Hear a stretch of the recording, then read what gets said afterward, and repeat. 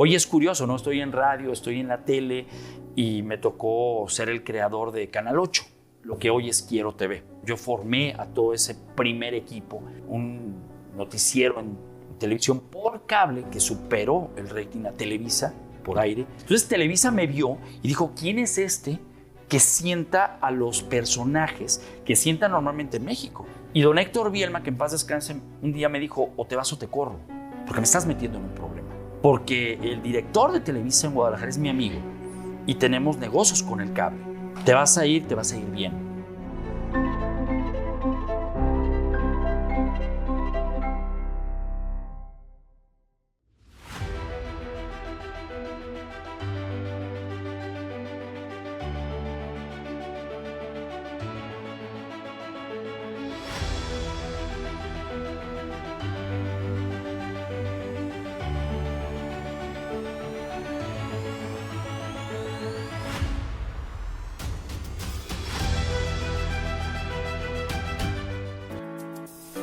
Hola, hola, ¿qué tal amigos de Dinero y Negocios, amigos de Sinergia Empresarial? Mi nombre es Fernando Sea y estamos muy contentos de iniciar una nueva entrevista con un gran referente del periodismo en Jalisco y México, pero sobre todo un grandísimo amigo, mi queridísimo Ramiro Escoto. ¿Cómo estás, amigo? Fernando, un gusto, un privilegio y sobre todo un honor poder estar compartiendo contigo este espacio. El honor es para mí, de verdad, una voz autorizada del periodismo. Me gusta mucho cómo lo manejas, mi estimado Ramiro, porque yo quiero empezar con eso, reconociendo tu gran trabajo. Me platicabas 32 años ya de experiencia. Ahorita vamos a retomar un poquito cronológicamente tu trayectoria, pero con 3 puntos muy importantes, que son los que veo yo.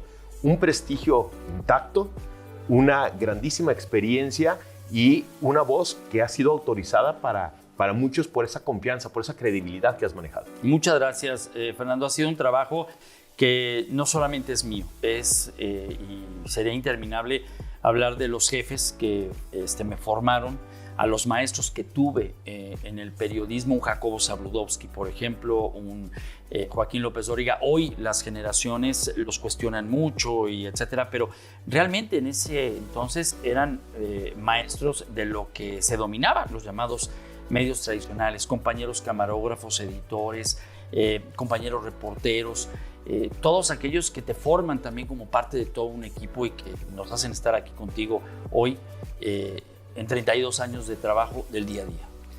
Este, por ejemplo, es un proyecto ya distinto al tradicional, ¿no? Este es un proyecto para redes, este es un proyecto con una edición, pero tú te aventabas esas broncas también de cadenas importantes con un dominio de la televisión absoluta, con noticieros en vivo. Sí, lo mío es la televisión, básicamente. Ese es mi fuerte, ¿no? Aunque pues ya tengo 13 años en radio, por ejemplo, todas las mañanas en un espacio de 1 hora y media, pues tratando también de reinventar la manera de la comunicación. ¿Por qué? Porque la audiencia ha cambiado.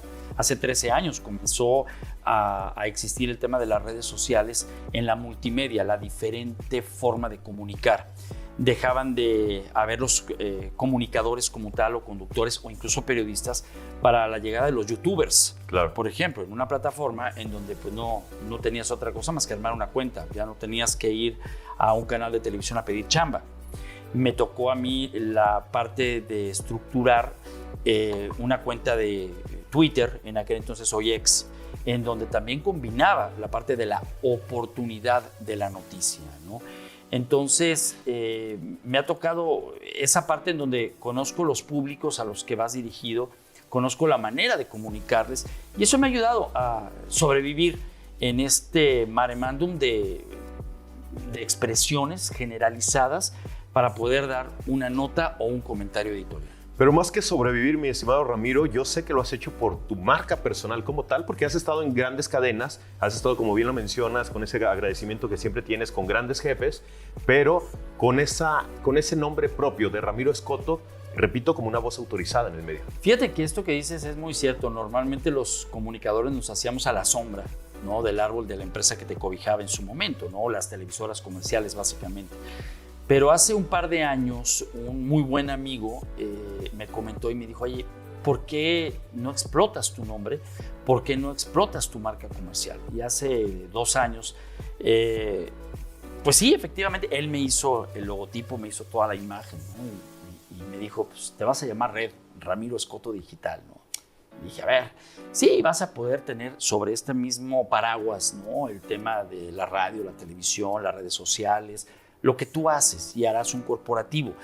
Es este clásico hombre que te marca la pauta empresarial, de alguna manera, que no tenemos los comunicadores o no tenemos los periodistas. Nos abocamos a un tema y salarialmente trabajas para una marca, nunca para la tuya. Claro. Entonces, pues sí, ha sido una experiencia, una aventura increíble en donde todos los días aprendo, pero sobre todo nunca poniendo en riesgo lo que tenemos, que es la credibilidad, el prestigio y sobre todo esa la experiencia que por un nombre comercial, etcétera, pues jamás debes de poner en riesgo, ¿no? Claro. ¿Cómo inicia esta aventura hace 32 años? Hace más, en realidad hace más, pero como periodista yo empecé con una oportunidad que me dieron en Imevisión para ser el corresponsal aquí en Jalisco. Okay. Realmente estaba yo muy chico, no me veían mucha oportunidad. ¿Por qué? Pues porque era un mundo de adultos, de gente de experiencia. Mi primer nota periodística a nivel nacional fue el haber sido el primer reportero que estuvo, no que llegó, que estuvo en el asesinato del cardenal Juan Jesús Posadas Ocampo en el Aeropuerto Internacional de Guadalajara. 92, en el 92. 92. Fue fortuito, en definitiva fue fortuito. No hubo alguien que me llamara y me dijera, ay, esto. Fui a dejar a una amiga que salía a Canadá al aeropuerto y me tocó todo. Mira. Entonces, marco al departamento de corresponsales, que era al que yo pertenecía, en medio de el correr, y me toca dar a nivel nacional esta noticia. Eso me llevó a la confianza absoluta de mis jefes, ¿no? A partir de ahí tuve un noticiero en Canal 13, en Imevisión. Nada más una pausa ahí, mi señor Ramiro, porque ¿cómo era llevar la nota en 1992, donde no había internet, celular y todo esto? Primero era con teléfono convencional, claro, ¿no? Y lo hago así, no así. Tuve que brincarme a un módulo de Mexicana de Aviación, me acuerdo, y todos estaban en el piso. Entonces le pregunté a la señorita, oye, un teléfono. Dice, aquel. Entonces marcó el 01800, que era el de los corresponsales, y le dije a la encargada de redacción que había una balacera en el aeropuerto y que presuntamente había varios muertos hacia afuera, que la consideraran la nota. Okay. Salgo y un compañero también de profesión, José Luis Jiménez Castro, y yo, claro, nos acercamos a un vehículo blanco que estaba exactamente enfrente. Cuando observamos una persona que estaba caída, pero lo identificamos por el anillo, que era el anillo del cardenal. La iglesia, claro. Cuando José Luis se fue hacia la parte de atrás y José el carro del cardenal, mataron al cardenal. Mientras José Luis iba también a otro teléfono, porque no había teléfonos celulares, porque no había la manera de transmitir en vivo algo, yo fui, hablé, y en esa crónica de lo que estaba pasando en el aeropuerto, bloquearon la señal nacional y se estaba informando en tiempo real vía telefónica. Ya a los minutos llegaron compañeros de Canal 6 en aquel entonces que nos proporcionaron imagen a Imevisión y empezábamos entonces a construir la nota con el tema de la imagen. Siempre hay que recordar que esto hace 32 años era así, no era la prontitud de tener un video o una fotografía al momento. Era todo un proceso, era incluso el tema del internet impensable, ¿no? Entonces, todo esto fue una verdadera aventura porque pues, no había computadoras, al menos de la parte comercialmente hablando, ¿no? Tenías que redactar en máquina de escribir. No había inteligencia artificial. Nada. Tenías el fax. Sí, tenías el fax para enviar, claro, y tardabas algunos minutos para que se fuera la hoja tamaño carta, te la revisaban, la tenías que grabar, etcétera. Era muy prehistórico, pero era lo que era. Y así se formaban los verdaderos periodistas. Sí, creo que el tema hoy ya nos pone en otra competencia con la inteligencia artificial, por ejemplo, ¿no? Hay compañeros reporteros que por comodidad pues le piden a la inteligencia artificial armar una nota y para eso está. Y claro, casi es copy-paste. Pero se despersonaliza porque al final del día el periodista lo que hace es editorializa sobre una situación. Pone de frente un antecedente histórico y te pone el contexto del día, pero además te anticipa a lo que puede pasar. Y esto se vuelve socialmente hablando como algo que en la parte de los negocios, por ejemplo, resulta ser bien interesante. Lo decía, en Estados Unidos la medida para poder evaluar la economía es el valor de una hamburguesa. Aquí en México recientemente fue el taco. Hoy un taco te cuesta mucho más que lo que te costaba hace una semana. Y te tengo noticias, con el tema del limón hoy, el taco costará todavía más dentro de 15 días. Entonces, el taco que pareciera algo muy simple, ya dejó de serlo. Porque si tu novia te quiere cortar, hoy te invita a unos tacos para que tú pagues la cuenta. Y entonces te darás cuenta de todo lo que tendrá que implícitamente hacer que esto suceda. Entonces, el periodista no solamente ve temas políticos, temas de la macroeconomía, no, ve un asunto que va directamente a la gente, a lo general. Y eso la inteligencia artificial todavía no logra el algoritmo suplantar. Entonces, los que hemos tenido oportunidad en la radio, en la televisión tradicional y los que estamos en las redes sociales, tenemos la oportunidad de los públicos, es decir, la masa. Claro.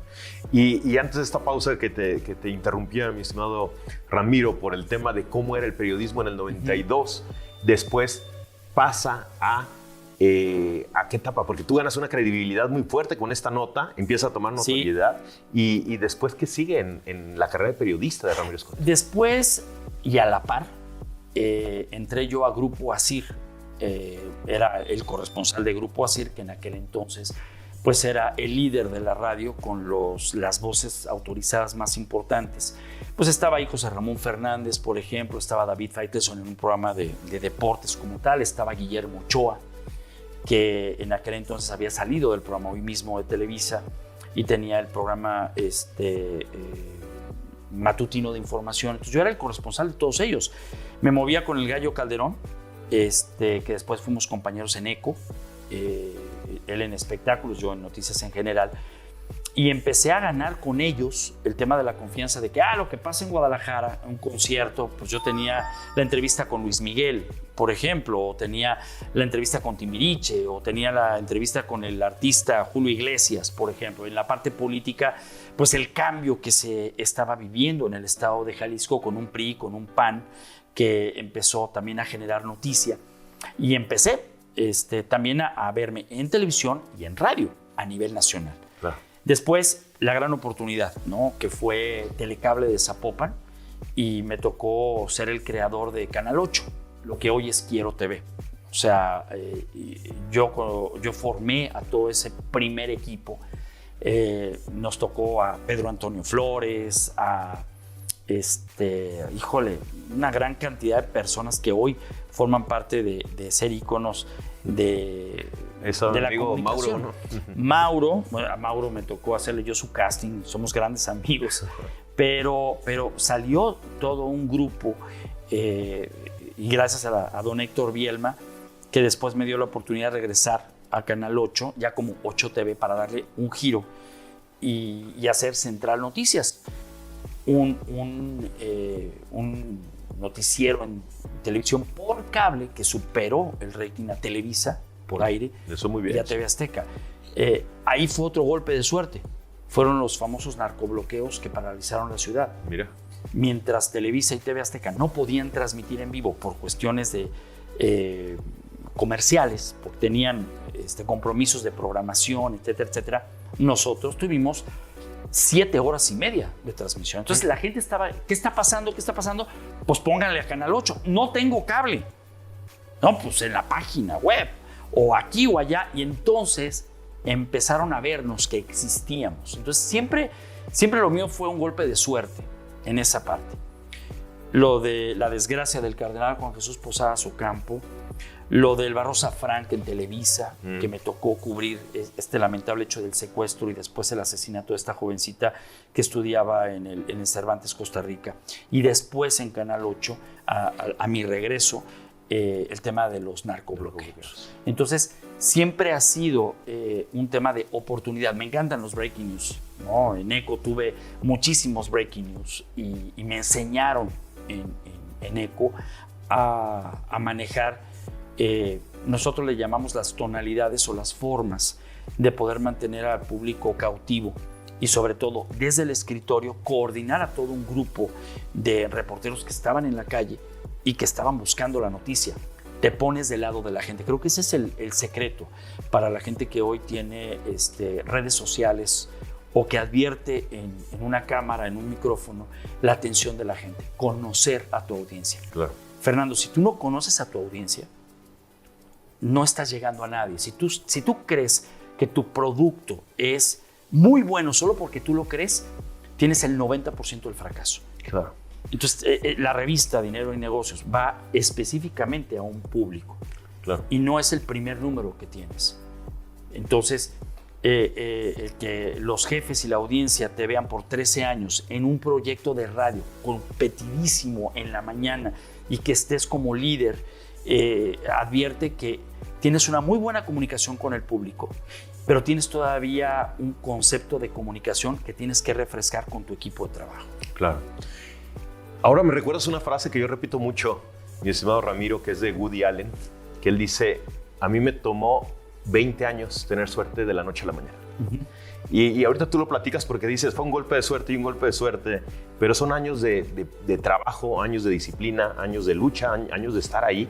Y la suerte está para quien está totalmente preparado. Y tú te has preparado para todos esos momentos. Todos los días. Yo no puedo decir algo en la radio o algo en la televisión o escribir algo en la prensa, porque también escribo en el semanario Conciencia Pública y también en el Occidental.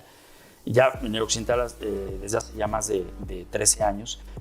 Yo no puedo concebir dar un comentario si no estoy plenamente convencido de lo que la gente piensa. O sea, yo voy a los tacos y platico con el taquero, yo voy al súper y veo el tema de los precios. Yo platico en la fila del cine con la gente y al final del día empiezo a escuchar y de eso me nutro. Claro. Porque si yo solamente soy de los que leo, pues me convierto en alguien que es caja de resonancia. No le das a la gente esa apertura, ¿no? Entonces, todos los días me preparo y todos los días estoy consciente que estoy así a nada de perder todo lo ganado. Pero el secreto está en eso, en que te pones del lado de la audiencia y también te pones del lado de lo que es la verdad documentada. Ni a favor de unos ni a favor del otro. Y estar en el centro es muy difícil en una sociedad tan polarizada en los últimos 5 años. Claro. Y que eso lo hace un verdadero periodista, ¿no? No solamente es el escritorio. Hay que salir a la calle. Sí. Sí, si bien es cierto, la reporteada ya no la practicas como tal, ya tu actividad es diferente. Te nutres de lo que los reporteros traen y platico yo mucho con los reporteros, porque hay mucho de las notas que ellos redactan que no sale. Entonces, yo procuro cuando presento una información, no presentar la nota que hizo mi compañero, ni la declaración del funcionario o del agente. No, procuro buscar en esa nota el contexto periodístico para que la gente entonces pueda tener más argumentos y darle un valor a ese trabajo. Pero justo lo que me platicas, fíjate que tuve la oportunidad de conversar con Carlos Loret, y él mencionaba eso, ¿no? Tener la sensibilidad de lo que está pasando allá afuera, independientemente de cuál es ya tu posición. Obviamente, hoy en día tienes redes, eres director también de un canal, etcétera, pero tener esa sensibilidad platicando, estando de cerca con el reportero, con la gente, escuchar. Y eso te lo dan los años de experiencia. Y también la confianza. O sea, creo que, como bien lo dices, ¿no? Somos un equipo. Quien no lo quiera ver como que somos un equipo, pues ahora sí que él va por su camino solo. Y el día que se le ponche una llanta, pues a ver quién se la cambia, ¿no? Hay cosas que te pasan en la vida que te sorprenden mucho, ¿no? Cuando estabas en los medios tradicionales, pues sí era la industria de la televisión y no había otra cosa que vieran más que la televisión. Hoy no. Hoy es curioso, ¿no? Estoy en radio, estoy en la tele, pero la gente, un Uber ayer, ¿no? Me dijo, es que yo lo sigo en sus redes sociales. También estoy en radio y en la tele. No, ahí no lo sigo, solo en sus redes sociales. Entonces, de repente dices, órale, ¿no? Cuando antes era yo, el que sale en la tele, ¿no? Claro. O yo te escucho todas las mañanas en el radio. Es curioso, insisto, ahí te das cuenta de que todos los días trabajas para públicos diferentes y no es lo mismo caer en el error de muchos. Lo que escribes en Twitter o ex hoy, lo pasas a Facebook y es el mismo impacto. Y eso es totalmente falso. Claro. Están en las redes, pero son públicos diferentes. Pero fíjate, mi estimado Ramiro, que tienes una perfecta edad, porque empezaste muy joven, pero te tocó ver la evolución.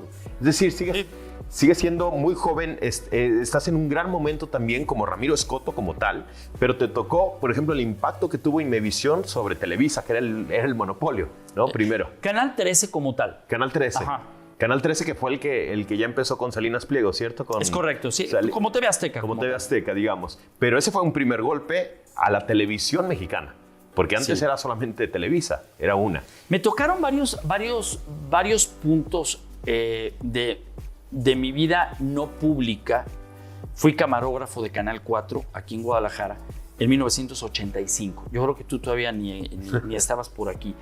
Me tocó ser camarógrafo del Mundial del 86. Yo era el más chico. Mira. ¿no? Para empezar, las cámaras... ¿Estaban más pesadas que tú? No, o sea, eran muy pesadas. Tenían que quitar las lentes. Te digo, era todo un circo poner un tema. Me tocó mucho fútbol y a mí me gustaba mucho ser camarógrafo. Entonces yo empecé de camarógrafo. Me tocó un programa que se llamaba 4 en el 4. Nada que ver con lo que hoy hay de polémicas en el fútbol, en canales de cable. Nada que ver. Esto sí era de verdad. O sea, los pleitos que se daban entre Enrique Bermúdez y entre Pablotas, por ejemplo, eran pleitos de verdad. O sea, eran a los golpes. Tenemos que cortar, mandar a corte comercial, porque además era en vivo los sábados. Y me tocó toda una evolución de la televisión, que en Guadalajara éramos provincia. ¿Qué esperanzas que le permitieran a un canal de provincia ostentar el logo de Televisa? ¿Qué esperanzas? Bueno, aquí en Guadalajara lo hicimos. Me tocó estar haciendo una telenovela que se llamó Las Grandes Aguas, de camarógrafo y de extra. Salía en la tele como Mike Wazowski, ¿no? O sea, de extra.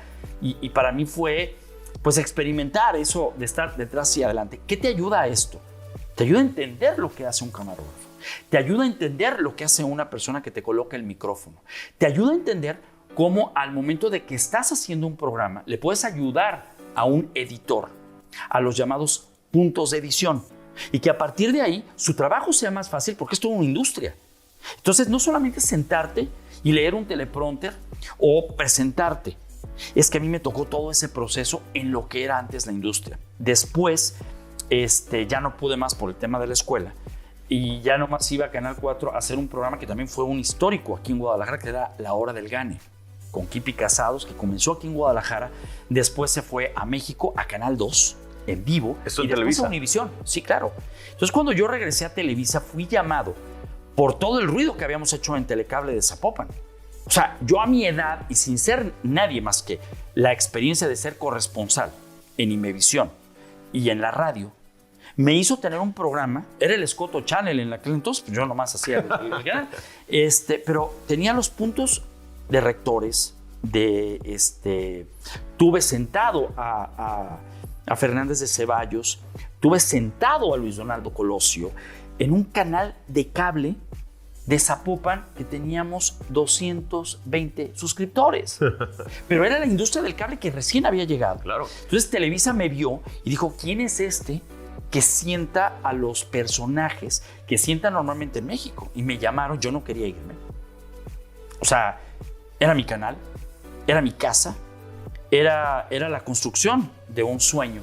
Y don Héctor Bielma, que en paz descanse, un día me dijo, o te vas o te corro, porque me estás metiendo en un problema. Y yo, no entiendo, don Héctor. Sí, me estás metiendo en un problema porque el director de Televisa en Guadalajara es mi amigo y tenemos negocios con el cable. La presión me está llevando a esto. te vas a ir bien. Y le agradezco mucho a don Héctor, le agradezco mucho a Ricardo López, que fue el director en aquel entonces de Televisa, que me abrió las puertas.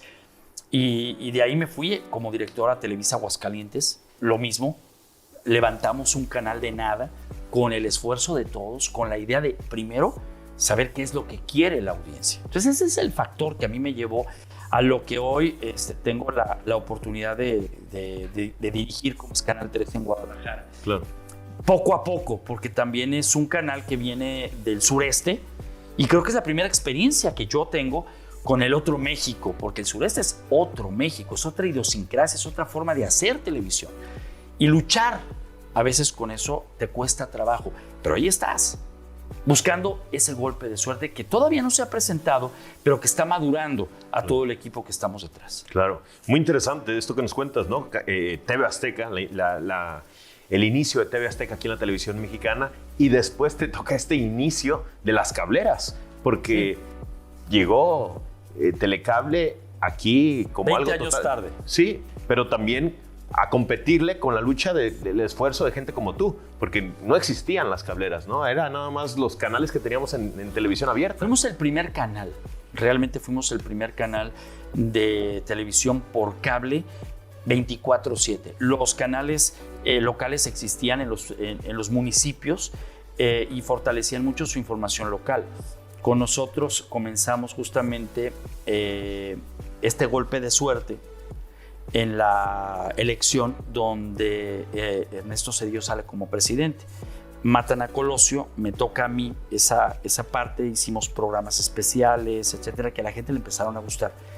Y tuvimos una transmisión de 27 horas continuas de las elecciones, desde un escritorio y con un teléfono y amigos que eran corresponsales en varios lugares y la red de cable, porque en aquel entonces don Héctor Bielma era el presidente de la Cámara Mexicana de la Industria de la Televisión por Cable y armamos desde Zapopan en un incipiente sistema que ya para ese entonces contaba con 2.500 suscriptores y que además esta señal se subió a satélite y llegamos a todas partes de México en los canales que estaban suscritos a Canitec, lo que hoy es TVC y que continúa como tal. Entonces, esas experiencias ya empezaban a formar también un lenguaje diferente para la televisión que contrataba el cable. Claro. Llegamos 20 años tarde en el cable en la zona metropolitana. Ya existía Megacable, que se llamaba Visión por Cable de Occidente, pero no tenía programación local.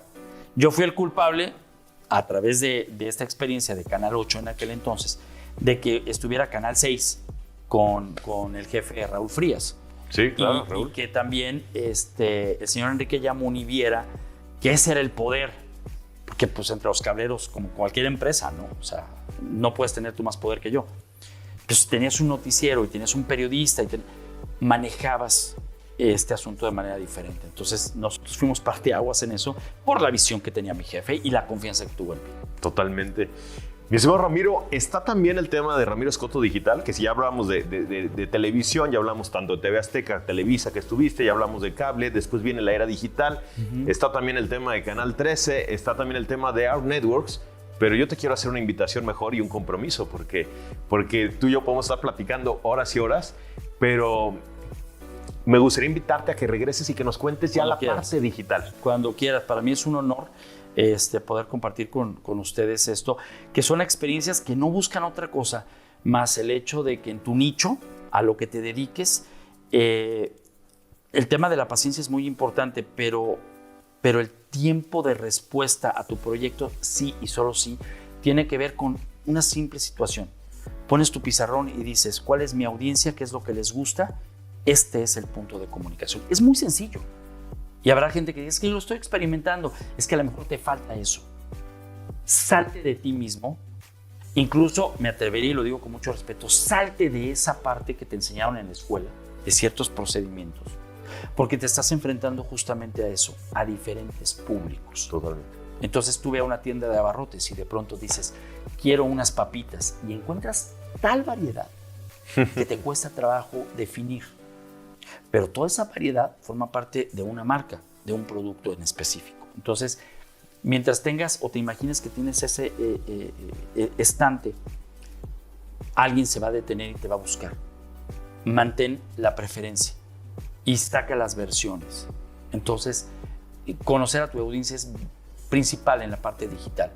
En la parte análoga, en la parte de lo tradicional, es el mismo público, ya no crece. Entonces nos peleamos por el mismo pastel, me explico, y la clave está en los contenidos. Totalmente. Es como cuando uno va a seleccionar el color de la pintura. Yo les digo, ¿no? No, bueno. Y te dicen, ¿qué color de blanco quieres? O como dicen las mujeres, con todo respeto, ¿no? Te lo pedí azul. Sí, pero para las mujeres hay muchos azules. El azul bajito, el azul cielo, el azul aqua, que le llaman. Entonces, es eso. Para ti y para mí hay un azul, no para las mujeres. Entonces, ese es el punto también. Tienes que construir una narrativa para todos. Ahora, ya platicaremos también de los haters, ¿no? Que también existen y que están ahí, te critican, etcétera, pero están ahí, y cuando les contestas, bueno, pues no me sigas. Digo, no, si no te gusta lo que... Porque me sigues, si este espacio es libre. Claro. Entonces, ahí los pones en la disyuntiva. El secreto también está en que le contestes a la gente. Total. O sea, soy yo el que manejo mis redes sociales, no tengo community managers. Entonces, cuando se dan cuenta de que eres tú, cambia la narrativa. Cuando buscas comunicación, la estableces a lo mejor por la vía privada y se dan cuenta, no de que ellos están en un error, se están dando cuenta de que están conversando con el que escuchan en la radio, en la tele o siguen en las redes. O sea, eres persona. La única diferencia que existe es que llegamos a más gente a través de una cámara, de un micrófono, pero nuestra esencia es de ser personas. Entonces, a mí siempre me ha gustado esa parte de construir comunicación en base de construir sociedad, respetando, por supuesto, en todo momento su idiosincrasia. Totalmente, totalmente. Mi estimado Ramiro, tenemos que hacer ese otro programa, un siguiente programa. Cuenta con ello. Porque también tienes noticiero el día de hoy, como todos los días, tienes que ir a tu noticiero. Pero quiero que hablemos de Canal 13, que por cierto hay una muy buena relación entre Dinero y Negocios, Canal 13. Ustedes están en nuestra revista, en nuestro portal. Tengo el honor también de ser invitado de manera constante a Canal 13. Estás dirigiendo actualmente Canal 13, que es algo muy importante que tenemos que platicar. Repito, tienes el tema de red, tienes el tema de Out Networks también, que es parte de o en vinculación. Pero tienes tantas anécdotas, mi estimado, porque el eslogan de Dinero y Negocios dice: la información es poder. Así es. Y tú has tenido acceso a la información y tú has llevado la información a los hogares de muchísimas personas. Empoderas a la sociedad. Y eso yo creo que también lo tenemos que comentar Cuando tú digas. En un siguiente programa, mi estimado Ramiro. Cuando tú digas, con mucho gusto, será un honor. Al contrario, el honor para nosotros también tenerte aquí, mi estimado Ramiro Escoto. Muchísimas gracias por habernos acompañado el día de hoy.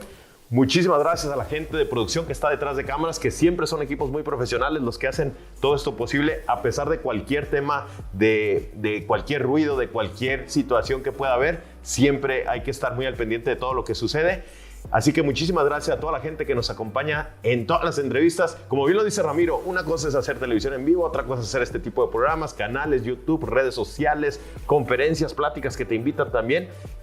Todo tiene su gracia. Sí, por supuesto. No crea usted que nomás estamos aquí nosotros dos. Toda la gente que está atrás participa y es parte de este desarrollo. Es la industria como tal. Y eso es lo que yo siempre agradezco y admiro.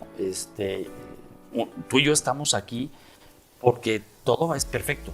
La iluminación, el audio, la sincronización de las cámaras, el criterio que hay para switchar una cámara a otra, la edición final y, por supuesto, la distribución de estos contenidos. O sea, toda la gente merece el reconocimiento porque gracias a ellos, perdón, Fer, estamos. Esto es posible, ¿no? Sí. Y lo mejor de todo es que nos divertimos. Nosotros nos divertimos, nos la pasamos bien. Te pagan por hacerlo, ¿no? Mi señor Ramiro, para cerrar nada más, tus redes sociales, porque como el del Uber, ¿te conocen también por redes sociales? En X es @Ramiro_Escoto, ahí es como me puede encontrar. En Facebook estoy como Ramiro Escoto Ratkovich, es una fanpage. Y pues ya, ahí se mete a mi perfil de red en Twitter, Ramiro_Escoto, y ahí hay un link. Ahí usted lo pucha y cuando le da play, ahí va a ver usted el canal de cable. Estamos en 25 ciudades de los Estados Unidos, en 12 estados del país Y ya platicaremos de la plataforma de Hours Network, en donde, por cierto, Dinero y Negocios va a estar presente dentro de la programación. Es correcto. Así que si ustedes quieren estar bien informados, sin lugar a dudas deben de seguir a mi estimado Ramiro Escoto. Y con esto queda el compromiso en esta entrevista de que regrese él para una siguiente. Cuando le falle algún invitado, aquí estamos con mucho gusto. Muchísimas gracias, mi estimado Ramiro Escoto. Muchísimas gracias a la gente que estuvo detrás de cámaras, pero sobre todo, muchísimas gracias a ustedes, que sin sus vistas esto no tendría sentido. Mi nombre es Fernando Sea. Nos vemos en la próxima.